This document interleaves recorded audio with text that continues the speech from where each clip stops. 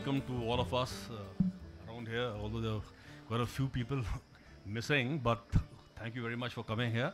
We have a very distinguished panel of uh, people around here, especially Madam Reva Ganguly Das. She's been High Commissioner to Bangladesh, and the topic we are talking about to start with is the civil-military relations.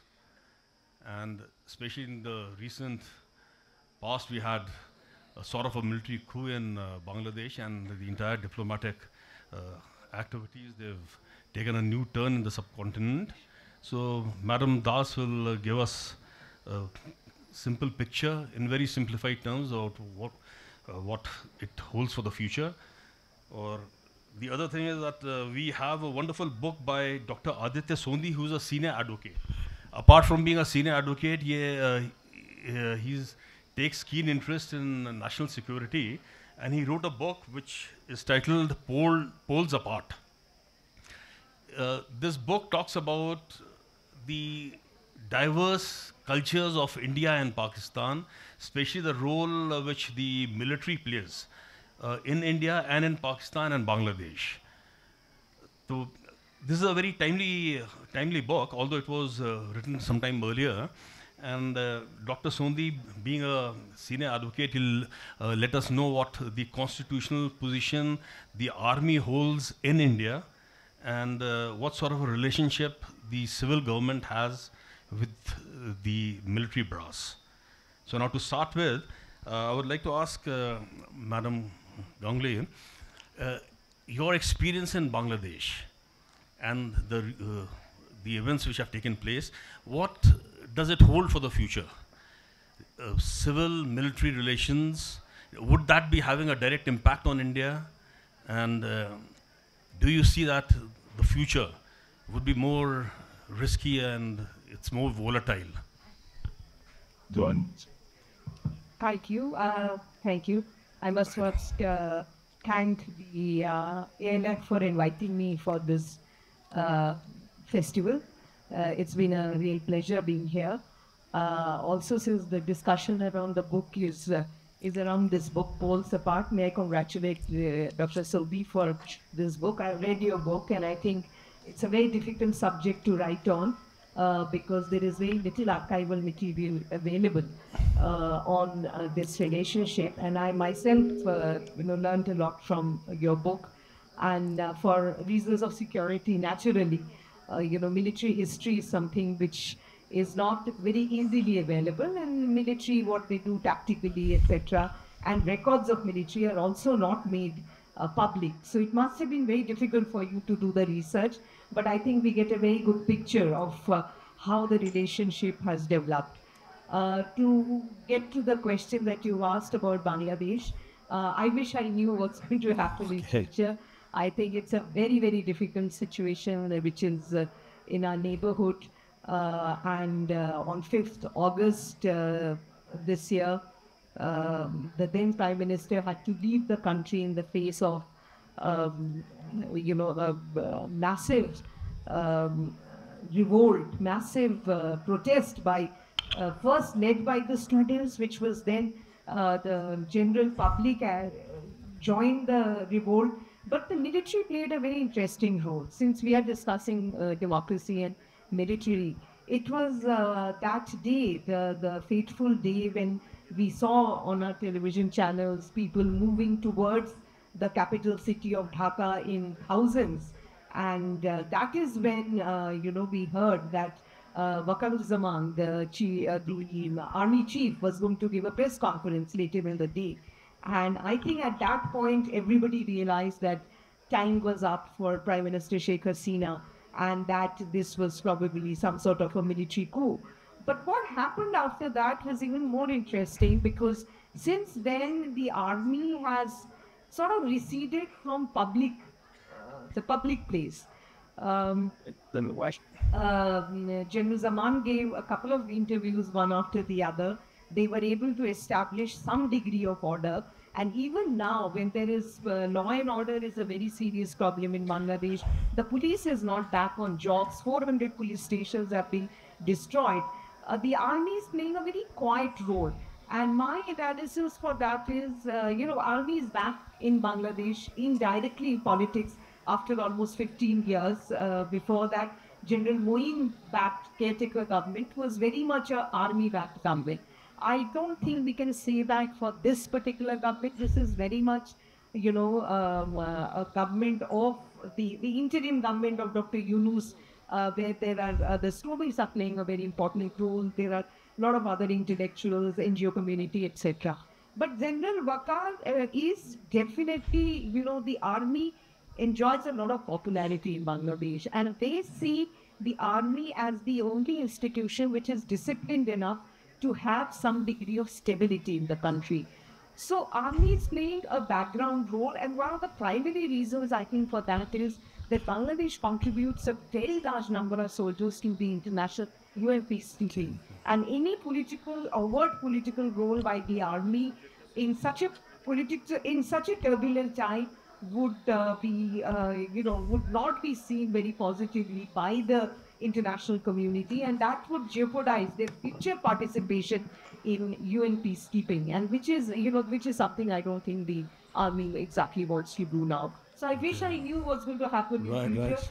but it is a very difficult situation for a neighbor. Okay, madam. The other very related question to what we're talking about, I would like to know your opinion about defense diplomacy as a term. Because out of the 5 national security advisors we've had, 3 have been from the Indian Foreign Service. So you must have interacted very closely with defense officials, with the bureaucrats. In the Indian context, the military brass is not like even like prior to the secretary DMA, was not really a part of the policy making system. That's been their complaint. The general complaint is that the politicians have the power and no responsibility. The bureaucrats have the authority and no accountability. And the accountability and the responsibilities with the army brass and with the soldiers, and they don't have the adequate power. That's the complaint of a whole lot of the army officers you come across. So what has been your interaction vis-a-vis the bureaucrats, the political class, and the army brass? Well, as in the civil services, when we join, we actually have a part of a training with the army. Okay. And now, I think a part of, I'm ancient, I joined in 86. And now officers also have training program with the Navy. Because, Navy plays a very important diplomatic role, the Indian Navy. So we have, we get a sense of how the army is deployed, where they're deployed, what are the challenges, and some of the, wrong notions perhaps we have as young people, young officers, because many people join when they're very young. That you get a real sense of the extreme challenging situations under which the Indian Army operates. And so that is right at the beginning. And now, in modern times, I think defense diplomacy is very much a part of diplomacy. Because after all, what is diplomacy? Diplomacy is relation with countries. Now, earlier, the basic core objective of the diplomacy is to protect your interests, to further your national interests, to protect your national interests. Now, defense, of course, is a very important part of it. Security is a very important part of it. But that is done through diplomacy now. So you would see that more and more, whenever there are the 2 prime ministers who meet a president, we announce exercises. India has innumerable exercises with innumerable something. There are multilateral exercises, there are exercises under framework of, plurilateral organizations, there are bilateral exercises. So military exercises and confidence building among military, India provides huge amount of training programs for foreign countries, as we say. The National Defense College has a lot of officers from all over the world. Our own officers go and undertake programs in other countries. And a very important part of defense diplomacy now is sale of Indian defense equipment abroad. And in that, we have been, as you know, the BrahMos missile has already been sold to the Philippines. We are trying to sell BrahMos to other countries as well.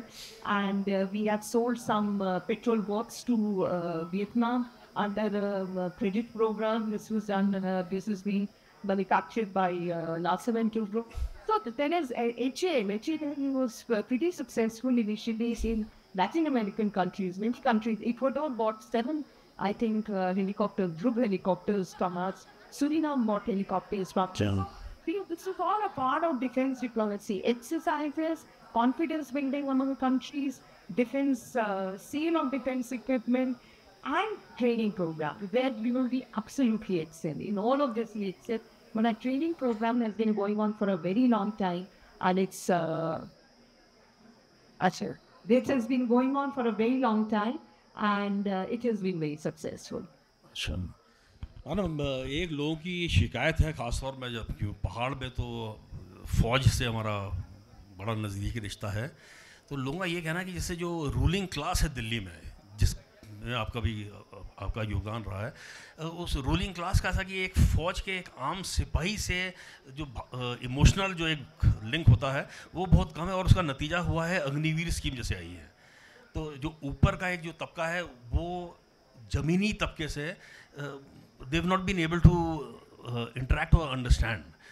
तो ख़ासतौर पर फ़ौज की जो status की बात आती है कि भाई कितनी इज्जत मिलेगी, आम जनता तो कहती है कि भाई ऐसा कि भाई फ़ौज की बड़ी इज्जत है, लेकिन सरकारी तंत्र उतनी इज्जत नहीं करता है जितनी एक आम जनता करती है। और जैसे कहा जाता है कि सैनिक और साधु की जो जिस समाज में इज्जत नहीं होती है तो उसकी ऐसा कि दुनिया में भी इज्जत बहुत कम हो जाएगी। तो इसके बारे में आपने, और ख़ासतौर में क्योंकि ऐसा कि आप directly you are not related to the bureaucracy और the political class, being in Bangladesh, having being in Bangladesh, और आपने पाकिस्तान का भी आपने देखा, तो बाकी जो समाज है और जो इंडिया का हमारा जो तौर तरीका है, इसमें आपको कभी कुछ कोई अलग भेदभाव नज़र आया कि फ़ौज की वाली इज्जत नहीं है सरकारी तंत्र में जो होनी चाहिए? देखो, इसमें मेरे को ये लगता है कि हमारे देश में बल्कि फ़ौज की इज्जत बहुत ज़्यादा है, क्योंकि फ़ौज शुरू से ही जब से देश आज़ाद हुआ है, एक तो हमारे जो कि इनकी किताब में बहुत अच्छी तरह से इन्होंने लिखा है कि शुरू से ही हमारे इंस्टीट्यूशंस इस तरह से बिल्ड हुए, हमारे स्ट्रक्चर्स ऐसे हुए कि हमारे यहाँ डेमोक्रेसी ने बहुत जल्दी रूट्स ले लिया। तो वहाँ पर डेमोक्रेटिक रूट्स पे इंस्टीट्यूशन बिल्डिंग कॉन्शियसली हमारे जो इनिशियल ईयर के जो लीडर्स थे उन्होंने किया है, और फौज ने क्योंकि पॉलिटिकली कोई रोल प्ले नहीं किया, इसलिए मेरे हिसाब से फौजी को और जो भी मतलब फौज में है uniform services, let's take them all together, उनके लिए बहुत रिस्पेक्ट है सोसाइटी में। नहीं तो एक हर गांव में आप देखिए जो होनहार बच्चा है वो क्यों फौज में जाना चाहता है? एक तो जॉब सिक्योरिटी है, वो हम मानते हैं, पर जो देश के लिए काम करना, देश का झंडा लहराना और उसमें जो प्राइड है वो बहुत कम सर्विस में है। ये मैडम प्राइड तो बहुत ज़्यादा है जो हमने अपने एक्सपीरियंस से बोल रहे हैं। नहीं, आपकी बात ठीक है कि भाई ऐसा कि इज्जत है सरकारी तंत्र में जो फ़ौज के प्रति जो उनकी वो है, खासकर जैसे ये अग्निवीर स्कीम आई है, आपने कहा जैसा कि गांव वाला पहले एक आज से 2 साल पहले तक वो उसकी उम्मीद होती थी कि भाई मैं फ़ौजी बन जाऊं। आज की तारीख में क्योंकि जब से आपने अग्निवीर किया, और ये ऐसा कि ये जो पैसे को बचाने का जो वो था सरकारी मकसद, और क्योंकि ऐसा कि लोगों का ये कहना कि भाई ऐसा कि सरकार ये फ़ौज में जो लीडरशिप है वो ब्यूरोक्रेसी के सामने काफ़ी कमज़ोर पड़ गई है, तो उसमें आपको कैसा महसूस हुआ, और आपका जो तजुर्बा रहा है पहले कि फ़ौजी ब्रास की आवाज़ सरकारी तंत्र तक सुनी जाती है कि नहीं सुनी जाती है? देखिए, सरकार का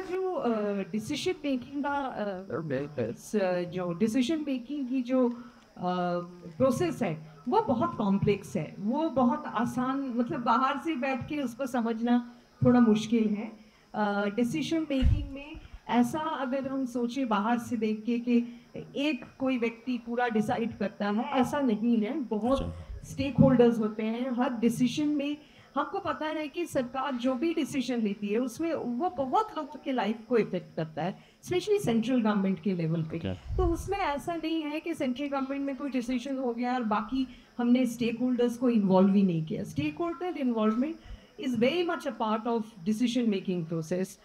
रही बात डिससेटिस्फैक्शन की, देखिए डेमोक्रेसी में और किसी भी देश में कोई भी जो भी डिसीजन पॉलिसी सरकार लेती है, अगर वो 50 लोगों को खुश कर सके, 50 लोग उससे अनहैप्पी भी होते हैं। तो अग्निवीर में जो डिबेट चल रहा है, एक डिबेट भी हुआ है, इलेक्शन में बहुत बड़ा इशू था, अभी भी रिव्यू की बात हम सुन रहे हैं। तो ऐसे बहुत पॉलिसी आप हिस्टोरिकली अगर देखेंगे, if you have a historical outlook, Okay. तो पॉलिसीज में बहुत समय सरकार लेती है पॉलिसी डिसीजंस, फिर उस पर रिएक्शन आते हैं, फिर लगता है कि नहीं इसको और थोड़ा और जांच करनी चाहिए।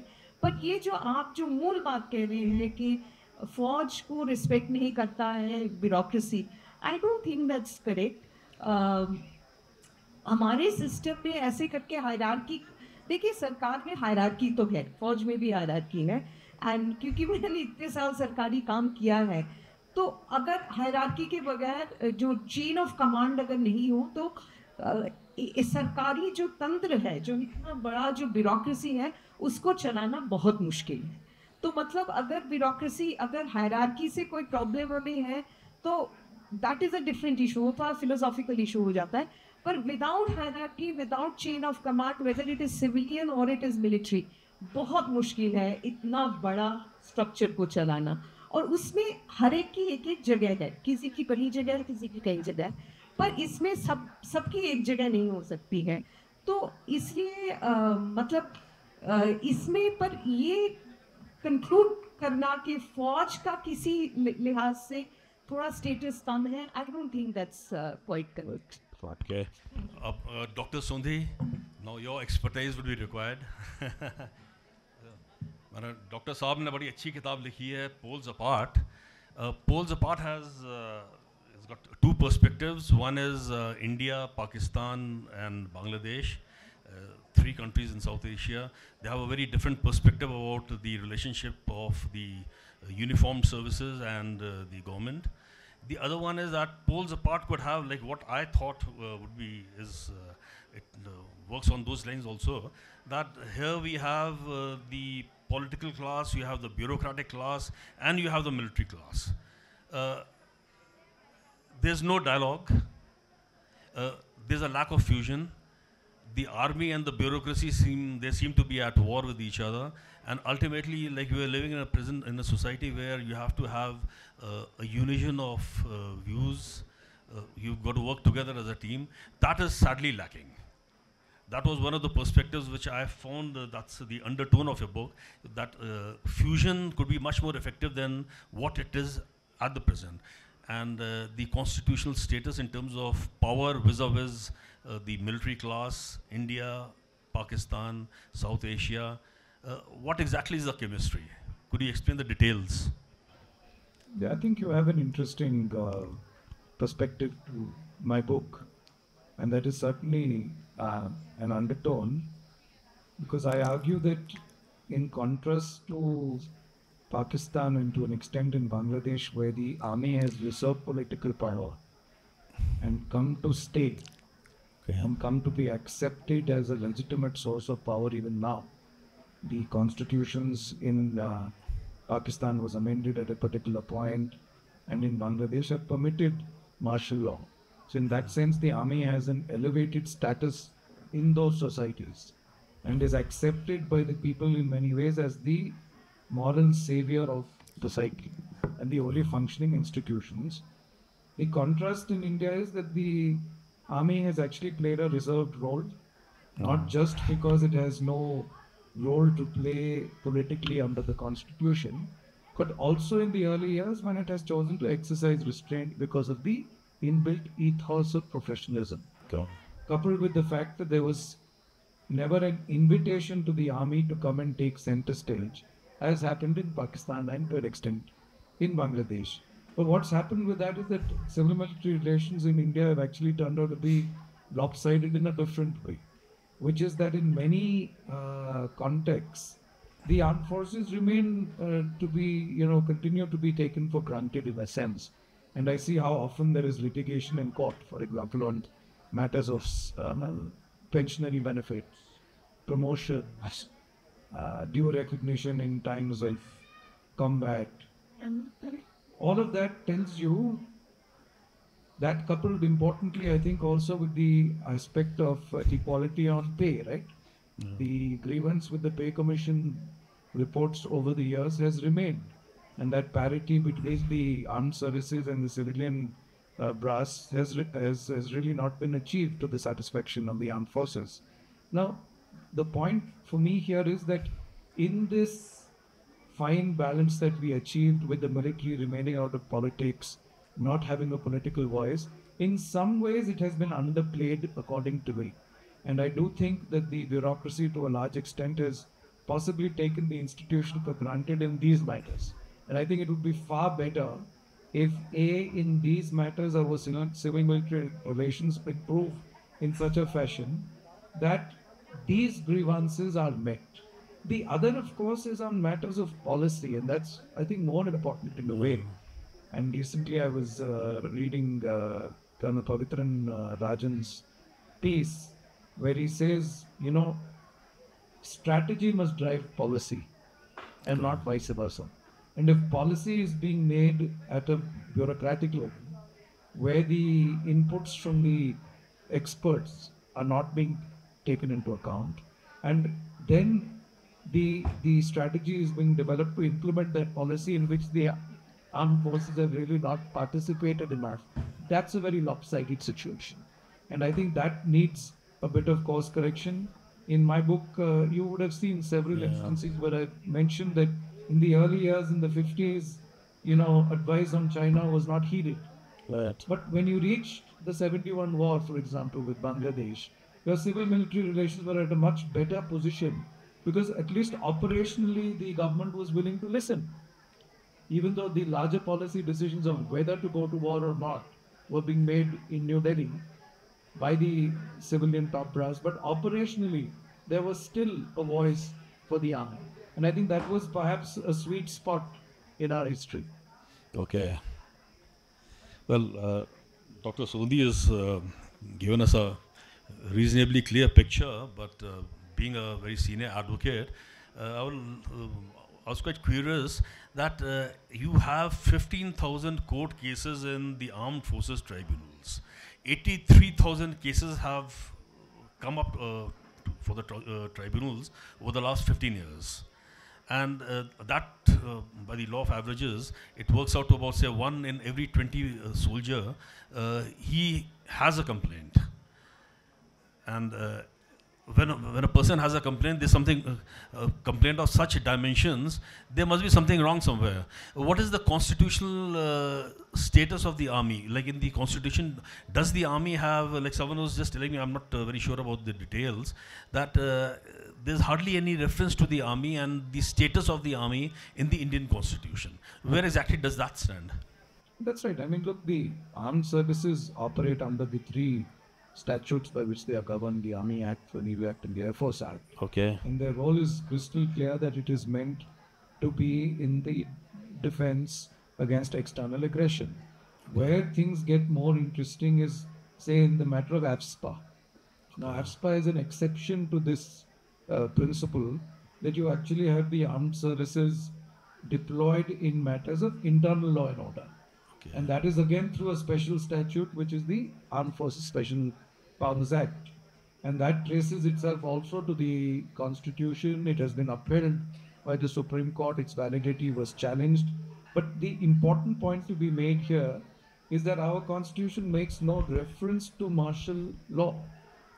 Okay. There's no provision for military rule, except for a passing reference, which I think was inadvertently included in the Constitution because it deals with the immunity of officers when military rule is in force. But there is no substantive provision for military rule. And I think that makes the picture crystal clear that the role of the armed services is limited to the powers and responsibilities bestowed on them under these 3 enactments. Okay. Those enactments trace their legitimacy to acts made by Parliament, and over and above that, it's really in the exception of AFSPA that you see the army being brought in what you call disturbed areas within the country. But beyond that, the Constitution makes no reference. And your point about the Armed Forces Tribunal, well, there are two ways of looking at it.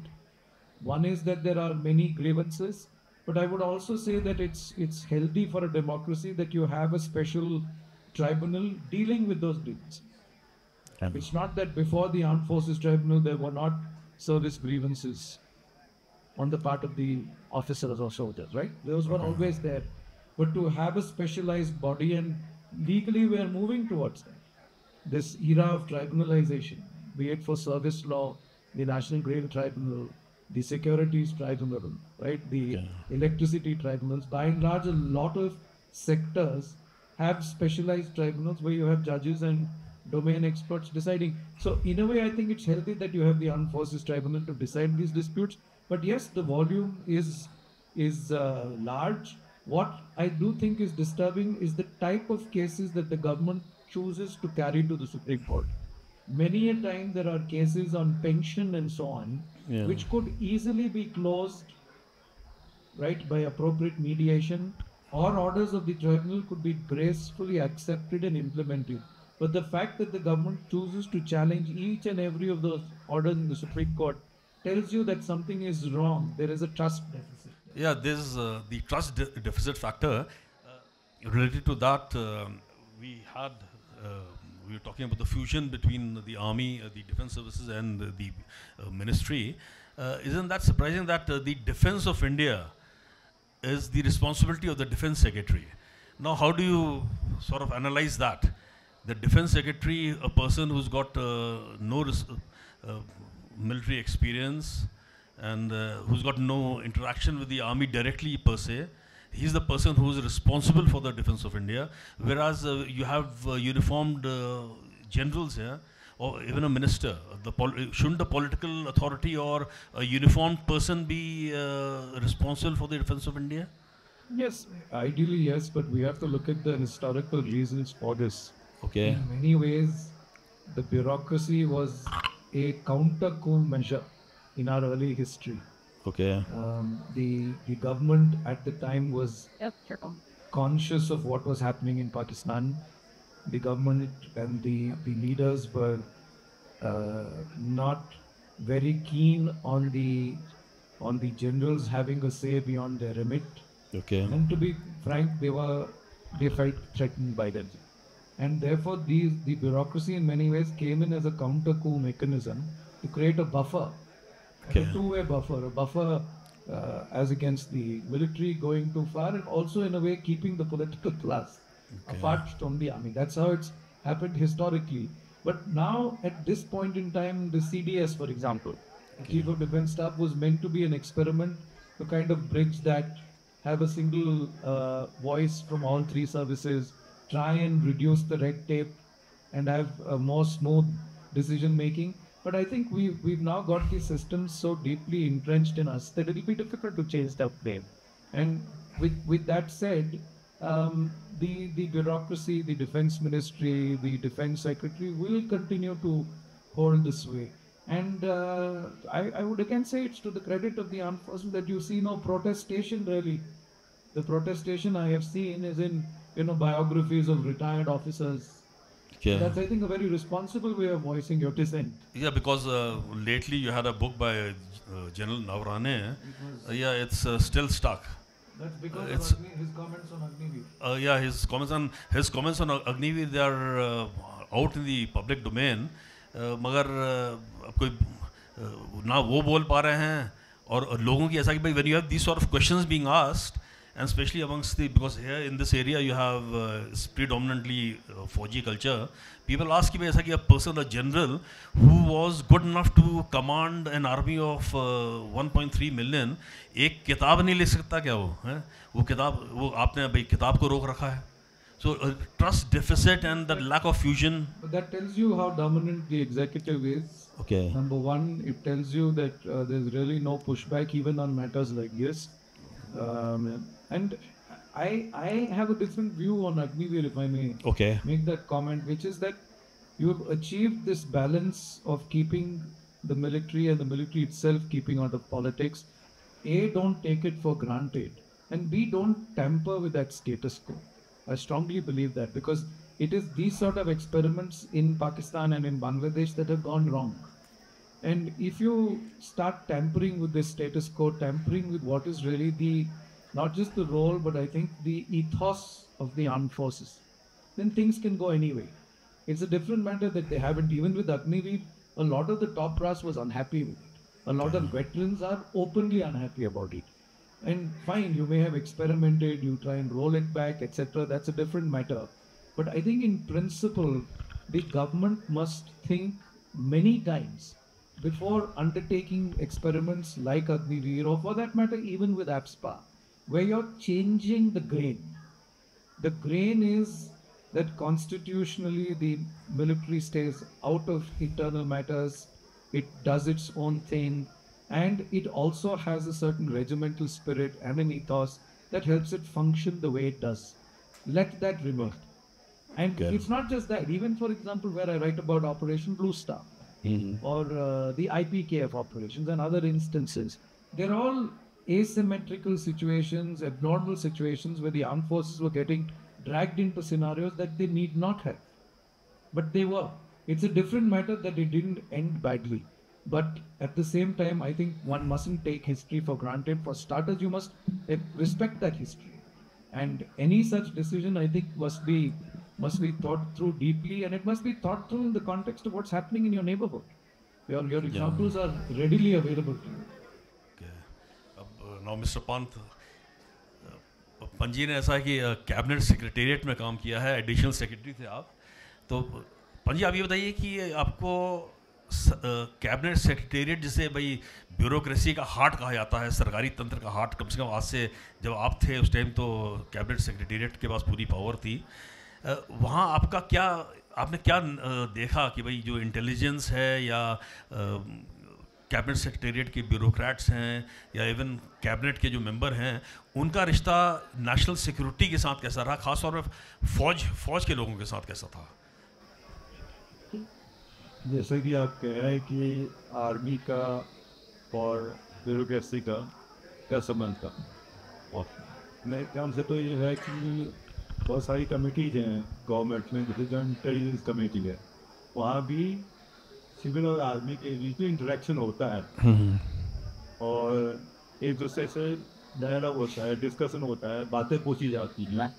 और अभी जैसे कि आपने बताया कि भाई CDS की post हमारी बन गई है, सीडीएस की पोस्ट की आर्मी का थोड़ा स्टेटस एलिवेट कर दिया गया, ठीक है, और सीडीएस के उसमें उनको बहुत सारी पावर्स दी गए हैं, तो ये और जैसे आप अग्निवीर की बात करवाए, तो अग्निवीर में ऐसा है कि हम लोगों में अग्निवीर में था कि लोगों के अंदर ये रिएक्शन तो हुआ था कि जब हमारे देश में इतनी बड़ी पॉपुलेशन है और खास करके हमारे पर्वतीय क्षेत्र से, उत्तराखंड के क्षेत्र से जाके आर्मी में हर परिवार से एक बंदा जाता है और वो बड़ी इकोनॉमी का पार्ट भी होता है, तो इसमें भी ये सोचा गया कि भाई शायद उनका जो शॉर्ट टर्म का था 4 साल का एक था, इसको करके उनको रेगुलर आर्मी में रहना चाहिए।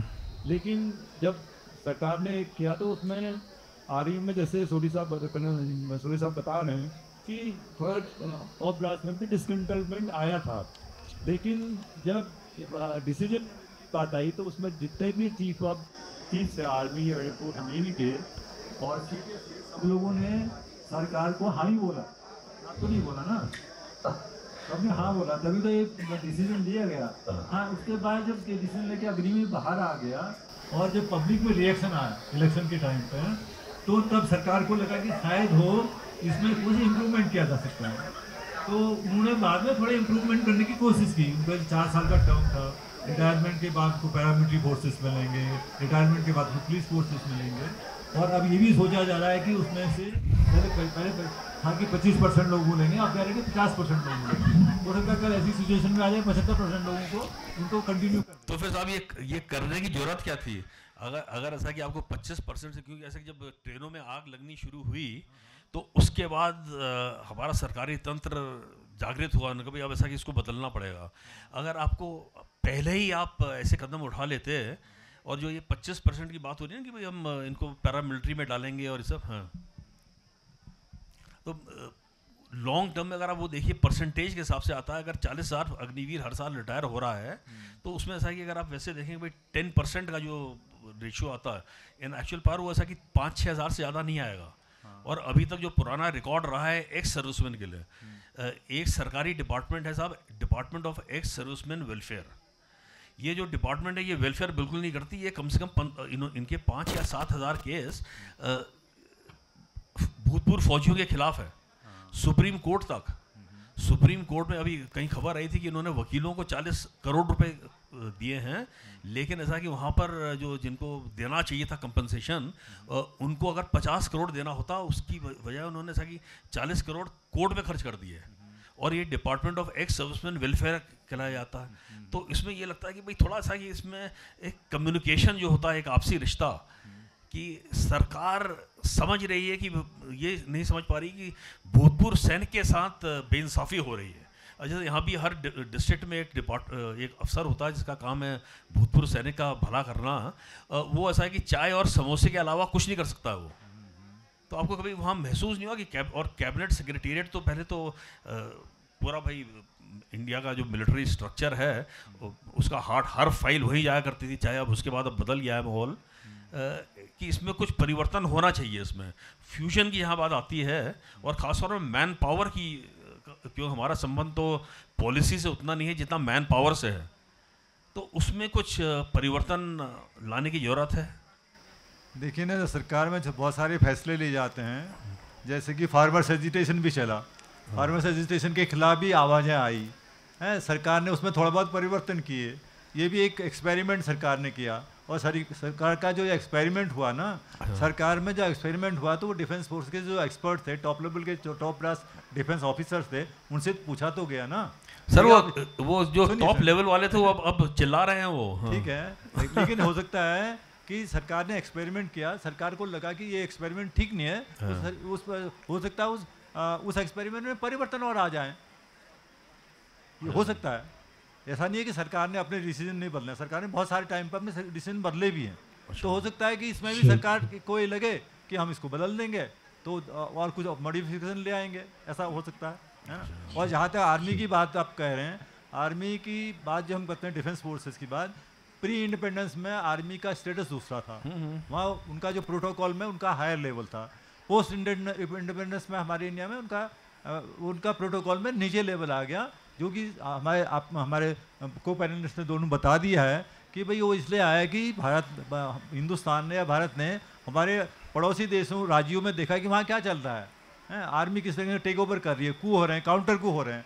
तो और दूसरा है कि हमारे वहाँ जो राजनेता थे बड़े विजनरी थे, विद्वान थे, उन्होंने देखा कि डेमोक्रेसी कैसे मजबूत होगी, तो उन्होंने डेमोक्रेसी को इस रास्ते पर लेके जहाँ की प्रजातंत्र मजबूत हुआ है।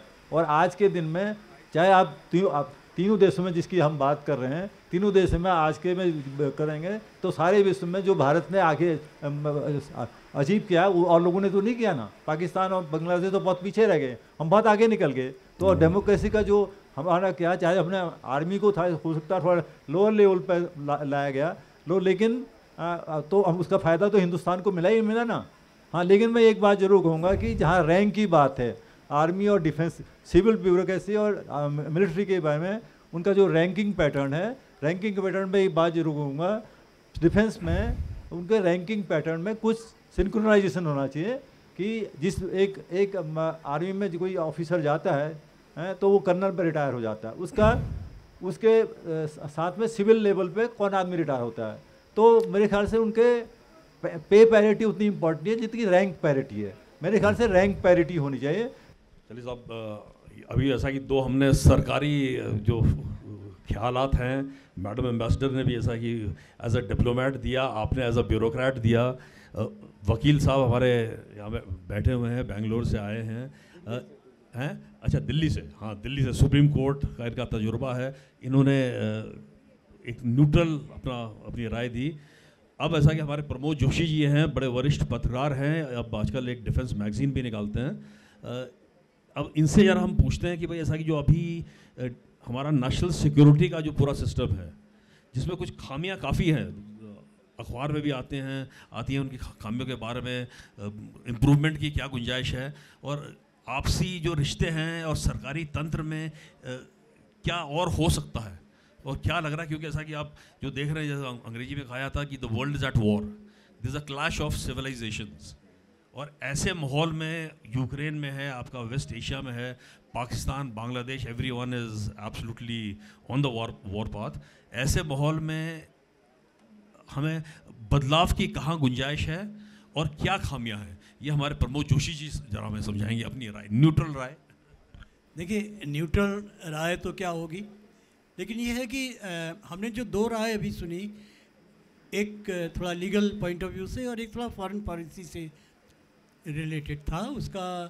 हालांकि दोनों ही ब्यूरोक्रेसी और आर्मी या हमारी मिलिट्री के, क्योंकि हम आर्मी कहते हैं लेकिन मेरा मतलब है मिलिट्री से है, क्योंकि आर्मी का एक और, क्योंकि पाकिस्तान को अगर आप देखेंगे तो वहाँ आर्मी का मतलब वही नहीं है जो इंडिया में हम आर्मी का मतलब निकालते हैं, क्योंकि पाकिस्तान में आर्मी जो कि लैंड फोर्स है वो ही असली पावर है। लेकिन भारत में दरअसल ये जो हम सारी बहस कर रहे हैं, इसमें एक तीसरा एलिमेंट और है, वो है पॉलिटिक्स का, क्योंकि अग्निवीर वाला जो मामला था उसको रिजॉल्व करने का काम एक तो मिलिट्री का अपना था वो करती, या जो उसके, क्योंकि ये स्कीम तो मिलिट्री की है, आर्मी जो अपनी मिलिट्री को यंग बनाना है, ऑफिसर्स, यंग ऑफिसर्स लाने हैं, और ये जो सारा काम हुआ है, कारगिल की रिपोर्ट आई थी, नरेश चंद्रा रिपोर्ट आई थी, और वो क्या शिकला, क्या एक तीसरी रिपोर्ट और है, तो शिकलकर, अच्छा शिकल क्या यहाँ से, तो और भी कुछ और रिपोर्ट्स होंगी।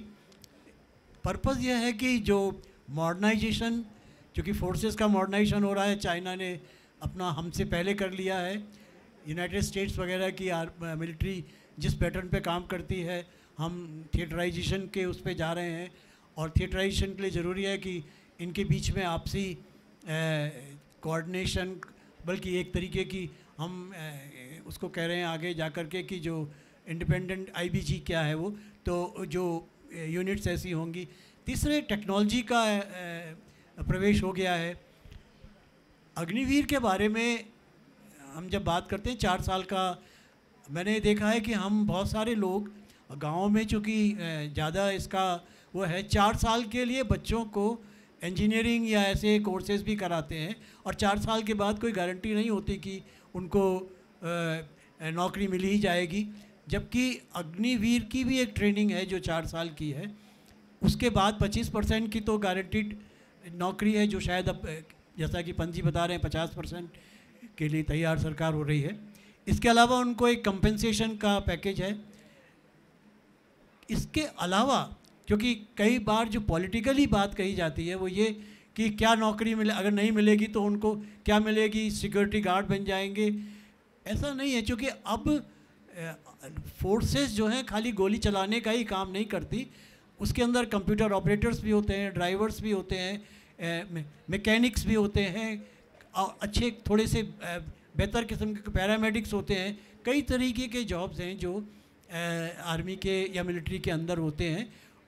उसकी एक प्रकार की ट्रेनिंग हो जाने के बाद उनको दोबारा जॉब में लाना, हालांकि ठीक है जॉब्स को लेकर के कि हम हमारे देश में तो ये पहले से ही है कि स्थिरता, हम पिछली जो बहस सुन रहे थे कि नौकरी और फ़ौज की नौकरी, ख़ासतौर से उत्तराखंड में तो फ़ौज की नौकरी गांव-गांव बहुत मैटर करती है। पर मोटे तौर पर जो मैं एक समझ पाता हूँ कि भारतीय सेना का एक बड़ा रोल है नेशनल इंटीग्रेशन में, और वो नेशनल इंटीग्रेशन, जैसे कि हमने कहा कि गाँव में बहुत इज्जत है, नेशनल इंटीग्रेशन का मेरा मतलब है कि सेना के अंदर ही आपको ऐसा मिलेगा कि केरल वाला आदमी, पंजाब वाला आदमी या कहीं का भी ये, और काफ़ी एक, और ये नेवी में मिलेंगे आपको, एयरफोर्स में मिलेंगे, ये इनके अंदर एक प्रकार का, और वो मैकेनिज़्म भी बना है, स्ट्रक्चर्ड भी है कि उनके अंदर, और वो सेना के लोग जब रिटायर होकर के वापस जाते हैं अपने जगहों पर, तो वो उस डिसिप्लिन को बनाते हैं जो कि हमें एक राष्ट्रीय एकता के लिए ज़रूरी है। दूसरे, हमारी सेना ने ऐसे मौक़ों पर, जैसे कि अब केदारनाथ में मान लिया ट्रेजिडी होती है, अब तो एनडीआरएफ वगैरह बना रहे हैं, लेकिन सबसे पहले हम सेना को ही ले जाते हैं। तो उसकी वजह से हुआ ये है कि एक प्रकार की डिपेंडेंसी हुई है, एक फोर्स हमारे पास है जो हमें मदद करने के लिए सबसे पहले आएगी। राजनीतिक लिहाज से हमने भारतीय सेना के बारे में इस तरीके से नहीं सोचा, जबकि पाकिस्तान, हमारा जो पूरा साउथ एशिया का आप देखें तो हमारा कोई ऐसा अनडिवाइडेड इंडिया का कोई फ़ौज को लेकर के, फ़ौजी शासन को लेकर के कोई ऐसा इतिहास नहीं है। लेकिन पाकिस्तान का हमारा जब डिवीज़न हो गया तो हमने 1949 में कॉन्स्टिट्यूशन बना लिया, 50 में लागू कर लिया, इलेक्शन करा लिए। पाकिस्तान में 56-57 तक कॉन्स्टिट्यूशन बनाने की स्थिति नहीं थी, और जो सबसे पहले वहाँ फ़ौजी शासन आया भी तो वहाँ की सिविलियन गवर्नमेंट ने इनवाइट किया। तो एक तरीके से जो हमारी जो खासियत है, हमारी अच्छाई है, वो ये कि हमारी जो सिविलियन गवर्नमेंट थी या डेमोक्रेटिक गवर्नमेंट थी, उसने उसकी एफिशिएंसी ने अपने को इतना मजबूत बनाया कि हमें फ़ौजी शासन जैसी बात सोचने की, जो पाकिस्तान में या आप हम देख रहे हैं बांग्लादेश में भी फ़ौज ने एक रोल प्ले किया कम से कम शेख हसीना को बाहर करने में। क्योंकि ये अभी कहना बहुत मुश्किल है कि बांग्लादेश में जो एजिटेशन हुआ था या जो कुछ भी हुआ था वो खाली नौकरियों में रिजर्वेशन वगैरह से शुरू हुआ और वो एकदम से इतना बड़े लेवल पर आ गया। कोई भी गवर्नमेंट होगी दुनिया में, अगर उसके यहाँ इस तरीके की आगजनी वगैरह होगी तो उसके लिए कुछ ना कुछ तो फोर्स का इस्तेमाल करेगी। बांग्लादेश गवर्नमेंट ने भी फोर्स का इस्तेमाल किया, लेकिन मिलिट्री ने एक आखिरी मौके पर मुझे लगता है कि हथियार डाले, या किसी भी वजह से, वो वजह भी अभी सामने आई नहीं है या आएंगी कुछ समय बाद।